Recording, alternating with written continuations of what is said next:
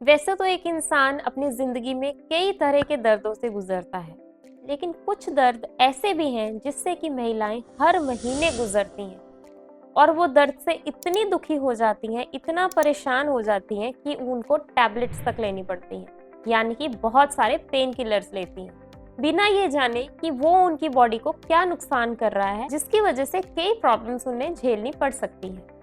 नमस्कार, मैं डॉक्टर जसनीत कौर स्वागत करती हूँ आप सबका फिजियो वाला डॉक्टर में।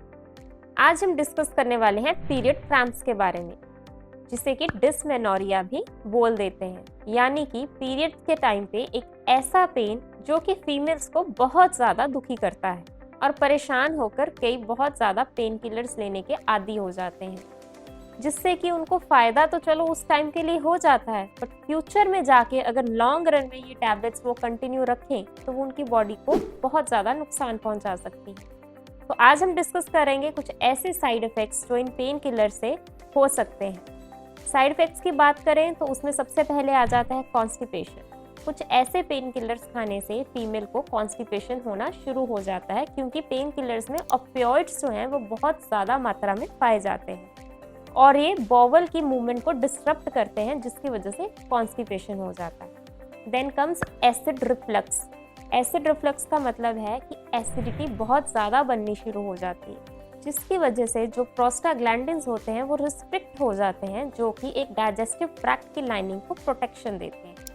Then comes nausea and vomiting. उल्टी आने का मन होता है, उल्टी आ भी जाती है, सारा दिन सोए पड़े रहने का मन करता है, डिजीनेस बहुत होती है, ऐसे लगता है कि चक्कर आई जा रहे हैं, नींद आ रही है बहुत ज़्यादा, चेस्ट में एक टाइटनेस सी महसूस होती है, एक अनईजीनेस लगता है, ऐसे लगता है कि हार्ट बीट बहुत ज़्यादा बढ़ गई है या बहुत कम हो रही है। डायरिया भी होने के चांसेस बहुत ज़्यादा हो जाते हैं। स्टमक अल्सर्स, स्मॉल इंटेस्टाइन में कई बार ये मेडिसिन अल्सर्स करना शुरू कर जाती हैं, जो लॉन्ग रन में जाके एक बड़ी समस्या का कारण बन जाती हैं। डिक्रीज्ड एपेटाइट, कुछ खाने पीने का मन नहीं करता। डिप्रेशन, एंग्जाइटी, कुछ तो इतने ज़्यादा बीमार हो जाते हैं उनको तो मन करता है कि मैं बेड से उठूँ ही ना और ना मैं कुछ काम कर सकती हूँ, और ये सारी टैबलेट्स उन्हें लेनी उस टाइम पे आसान ज़रूर लगती हैं एंड वो उनका पेन कंट्रोल ज़रूर कर देंगी, बट लॉन्ग रन में बहुत सारी दिक्कत पैदा कर सकती है। इसलिए इन चीज़ों को जितना हो सके अवॉइड करना ही बेटर रहेगा। इन पेन किलर्स को अगर अवॉइड करना है, इसका मतलब ये नहीं है कि दर्द से तड़पते रहो। कुछ ना कुछ ऐसी होम रेमेडीज भी हैं जो इन पेन को थोड़ा बहुत कंट्रोल करने में ज़रूर हेल्प करेगी। उसमें सबसे पहले आ जाता है हॉट वाटर बॉटल। एक बॉटल में गर्म पानी लेकर अपने स्टमक पे रख लो और अपनी बॉडी को थोड़ा रेस्ट दो। जैसे जैसे गर्म पानी का आप सिकाई करोगे, आपकी बॉडी में जो भी क्रैम्पिंग है वो रिलीफ होनी शुरू हो जाएगी और बॉडी पेन्स कम हो जाएंगे। स्टे हाइड्रेटेड, यानी कि पानी ज़्यादा से ज़्यादा कंज्यूम कीजिए और कोशिश कीजिए कि गर्म पानी को ज़्यादा लें, क्योंकि वो एक तो ब्लोटिंग नहीं होने देगा और बॉडी में ब्लड फ्लो को इंक्रीज कर देगा, जिससे कि मसल्स जो हैं वो काफ़ी रिलैक्स हो जाएंगी और जितने भी क्रैम्पिंग है वो रिलीफ हो जाएगी। उसके अलावा आ जाती है एक्सरसाइज। जी हाँ, कहते तो हैं कि एक्सरसाइज बिल्कुल नहीं करनी चाहिए पीरियड्स में, सिर्फ रेस्ट करो, कहीं मत जाओ, बस लेटे रहो, बट ऐसा नहीं है। जितना हो सके एक्सरसाइज में ये नहीं कह रही हूँ कि बहुत हैवी वर्कआउट करो, बट वॉकिंग करो।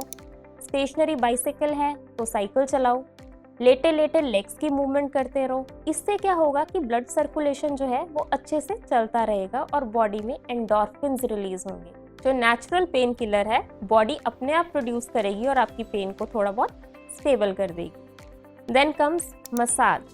हल्की हल्की हाथों से अपनी लेग्स की थोड़ी बहुत मसाज करवाएं, ताकि आपकी मसल क्रैम्पिंग जो है वो कम हो सके और पीरियड पेन में भी थोड़े बहुत रिलीफ मिलेगा आपको। इसमें आप हर्बल टीज को भी ऐड कर सकते हो। हर्बल टीज में आ जाती है अदरक वाली चाय, सौंफ वाली चाय। इनमें क्या होता है कि एंटी इन्फ्लामेटरी प्रॉपर्टीज होती हैं, जिनमें कि एंटी स्पाज्मोटिक कंपाउंड्स होते हैं, जो कि मसल्स को रिलैक्सेशन प्रोवाइड करते हैं और बॉडी को पेन फ्री करते हैं। ये थी कुछ ऐसी होम रेमेडीज जिससे कि अप्लाई करके पेन से छुटकारा पाया जा सकता है। अब बात करते हैं कुछ खाने पीने की, यानी कि डाइट में क्या मॉडिफिकेशंस कर सकते हैं कि इस पेन से रिलीफ पाया जा सके। तो डाइट मॉडिफिकेशंस में कौन सी ऐसी चीज़ें हैं जो पीरियड्स के टाइम पे अवॉइड करनी चाहिए, उस पे बात करते हैं।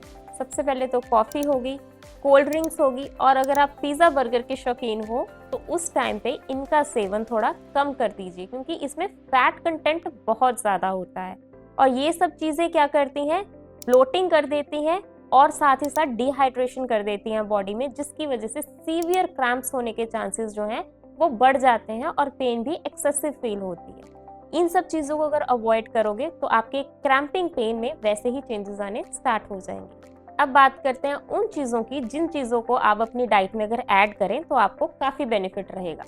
इसमें आ जाते हैं ब्राउन राइस। ब्राउन राइस क्यों? क्योंकि इसमें विटामिन B6 होता है, जिससे कि ब्लोटिंग होने के चांसेस काफ़ी रिड्यूस हो जाते हैं। अगर हम ड्राई फ्रूट्स की बात करें तो आलमंड्स हो गए, वॉलनट्स हो गए, पंपकिन सीड्स हो गए, जिसे कि कद्दू के बीज बोलते हैं, इन सब चीज़ों में मैंगनीज का कंटेंट काफ़ी अच्छा पाया जाता है, जो कि पीरियड पेन और क्रैम्पिंग से आपको राहत देता है। जब भी पीरियड्स होते हैं लार्ज अमाउंट में बॉडी से आयरन जो है वो वॉश आउट हो जाता है, इसलिए अगर आप अपने खाने में प्रोटीन को ऐड कर दें तो वो काफ़ी बेनिफिशियल रहेगा। जैसे कि चिकन हो गई, फिश हो गया, अगर वेजिटेरियन है तो ग्रीन लीफी वेजिटेबल्स बहुत ज़्यादा बेनिफिशियल रहेंगे इस स्टेज पे। देन फ्लैक्स सीड्स हो गए, फ्लैक्स सीड यानी कि अलसी के बीज, इनमें ओमेगा 3 फैटी एसिड्स होते हैं, जिनमें की एंटीऑक्सीडेंट प्रॉपर्टीज होती है, जो आपको स्वेलिंग और इन्फ्लेमेशन से राहत देगी। ये सारी चीजें अगर आप अपनी डाइट में ऐड कर लोगे तो काफी राहत भरे आपके ये 3-4 दिन गुजर जाएंगे बिना किसी मेडिकेशन के। सो कोशिश कीजिए कि आप इन रेमेडीज को ट्राई कीजिए और मेडिसिन को थोड़ा अपने से दूर कीजिए और नॉर्मल पेन फ्री लाइफ जीने की शुरुआत कीजिए। So thank you, have a good day. Hopes आपको वीडियो अच्छी लगी हो। मिलेंगे नेक्स्ट वीडियो।